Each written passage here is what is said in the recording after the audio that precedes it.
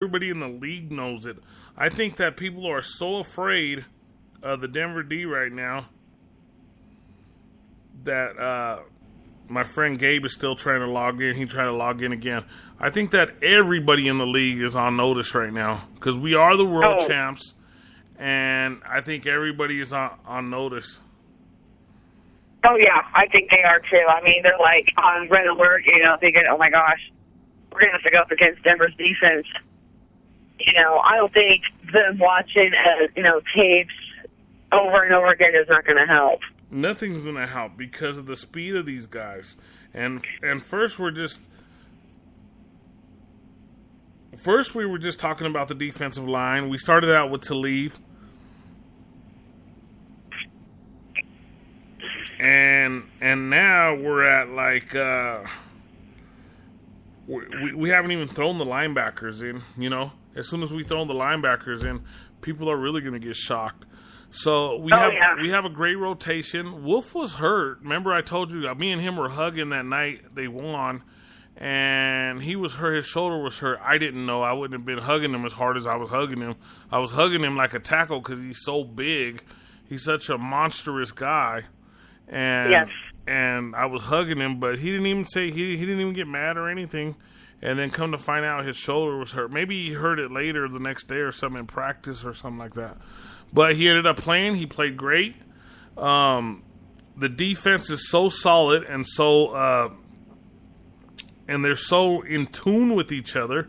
And they only lost 2 players. We can bring it off. Don't sign off yet, Julie. We're about to go. We only got about 5 minutes. Post about 5 more comments before we go. We're just talking defense and we're out of here. But I really appreciate Julie. I really appreciate you being here, Julie. Thank you very much. You are awesome. So Brooke, we'll go back. We started with Talib. Let's move up forward to the linebacking core. We got Talib. We got Chris Harrison, who is awesome. He is so fast. If you look at the plays that he makes, they're just like incredibly. The speed on him is just amazing. He gets to the ball with point some seconds. It's not seconds. It's point seconds, which is pretty cool. And then you got Stewart is probably going to get another fine this week because he's hitting people. You would think it would be number 43, our other safety, that would be getting the fines because he's always hitting people. But Stewart's probably he got what was it, a $24,000 fine the first week? I think it was something like that. And then the other safety, I know him personally. I hang out with. He goes to the club by my house. See what happens when I get tired. See what happens when I have a long day. Oh my goodness! But anyway, you would think he would have more fines than Stewart. But Stewart is playing like a man. He looks like a man possessed to go back to the Super Bowl. And then we get to our linebacking core with Todd Davis and Brandon Marshall, who, Brandon Marshall got me upset right now with the flag thing because I honor the flag because I'm an American citizen, and we can get into that later. That's a whole different story. He said he's not going to be doing it no more. They were saying he lost endorsements, but I actually heard that he gained 2 more endorsements. So wow. Yeah, so I just heard that tonight earlier on one of the Channel 9 News or something that he was getting 2 more endorsements. We'll put that aside. But I do say Brandon Marshall is better than Danny Trevathan. He's bigger, he's stronger, and he's faster. Danny Trevathan did lead the team in tackles last year. But again, I do think that Brandon Marshall is a little bit smarter at the position than Danny Trevathan was. Danny Trevathan was kind of like he would kind of run around and do his own thing and get in trouble a lot of times, if you remember. Yeah. Coaches were yelling at him. I agree. Where Brandon Marshall listens to the coaches and he does what he's supposed to do when he plays his position. He don't get all out of crazy. And then with Todd Davis, I didn't realize how good he was until these last 2 games. He had like 4 major plays in the last 2 games that really were game changing plays. So It was cool to watch him. It's cool to watch him mature and get better as we go on. And that's what, a lot of these guys are doing. I mean, you got to think, this is the second year under Wade Phillips, a.k.a. the genius, because, yes, I do call him that because he's a genius. And, they're still learning what he's expecting out of them. So everybody on the defense is going to shine some way, somehow, because of Wade Phillips. Yeah. And he's such a good coach. He had a great dad as a coach. He's been in the league so long. And, yes. And I don't think I got this wrong, but the year before they had hired the couple years before they had hired 22 defensive coaches, and I heard he turned down every one of them. I think I remember reading that too. Because he was waiting to get the Bronco job. I think he knew it was coming up. So I think he was waiting to get the Bronco job, and it's pretty funny that it finally came up and he finally got what he wanted, basically. Pretty much. And look what he's done. He's brought our Orange Crush back. And it's back in a major way.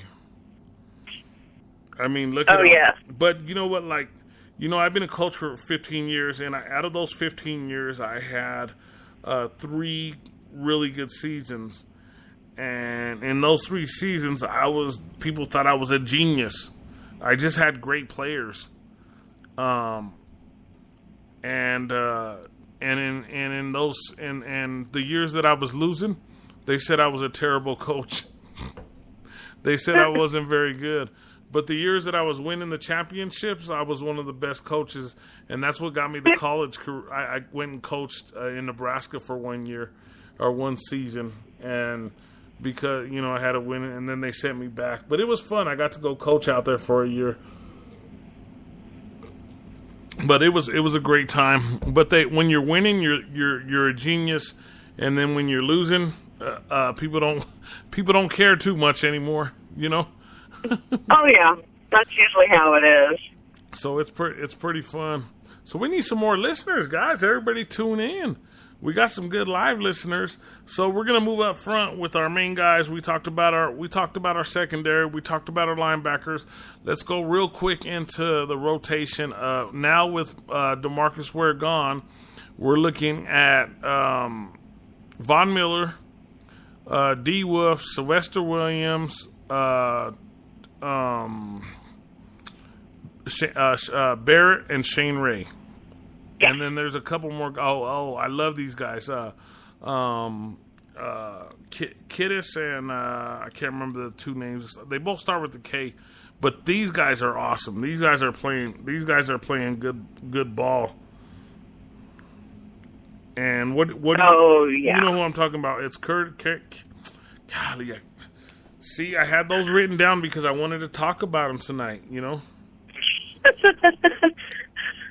And if I go get my notes, then I'm gonna have to leave you alone for a second. I don't want to do that. Yeah, let's not.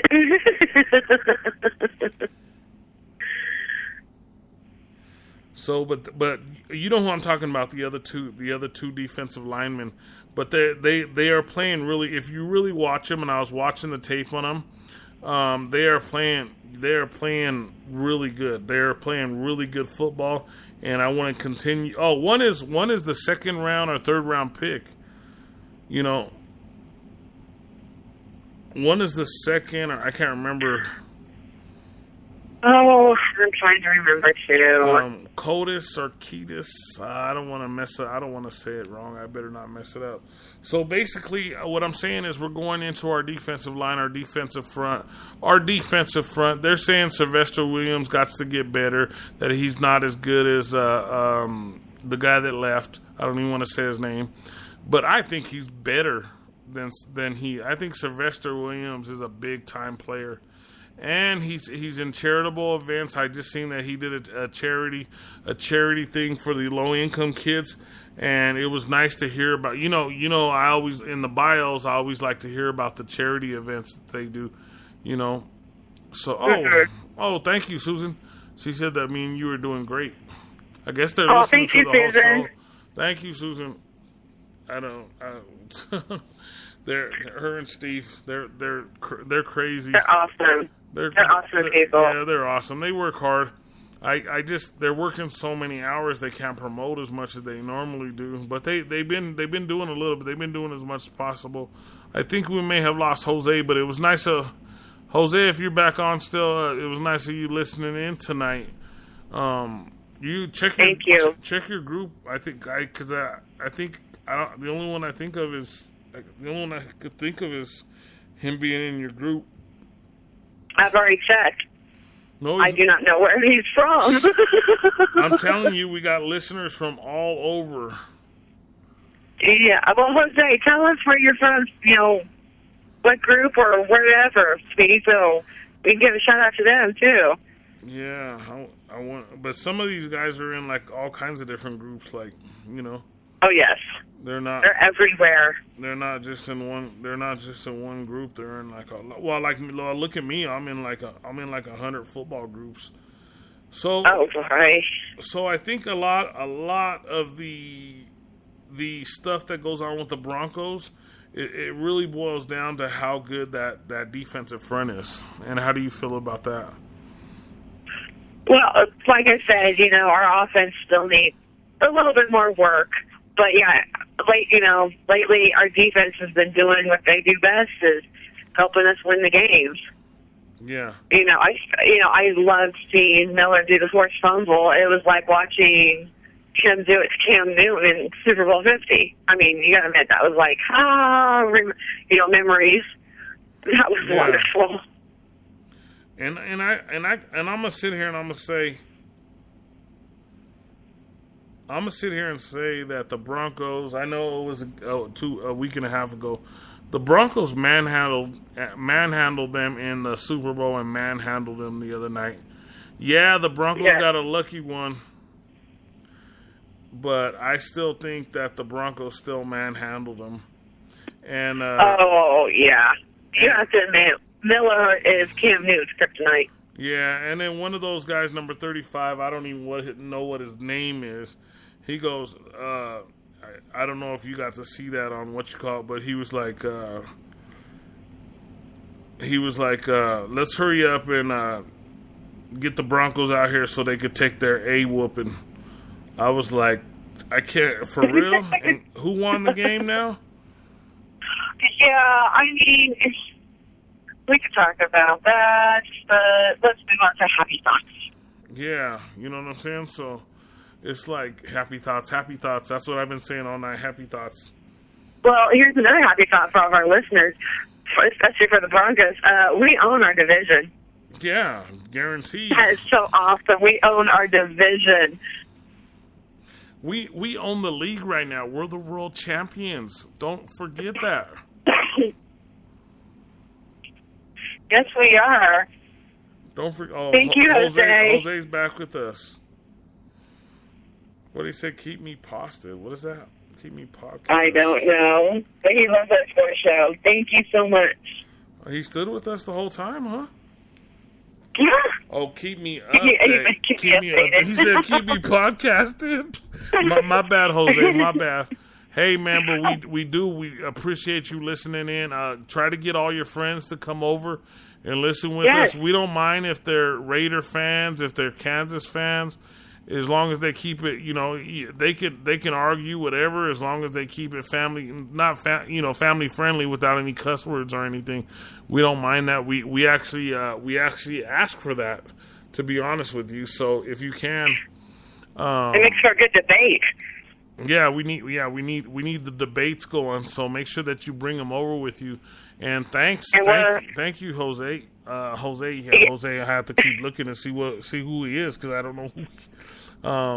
I usually, we're on every Monday night after Monday Night Football. Yeah, I usually know everybody in our, like, who gets into our group, into our conversations. I didn't know him, but now we know you, Jose. So thanks. And like I said, if you're interested in joining a podcasting team, we are looking. So if you're out there, let us know. Just want to wrap it up and say the Broncos have done awesome the first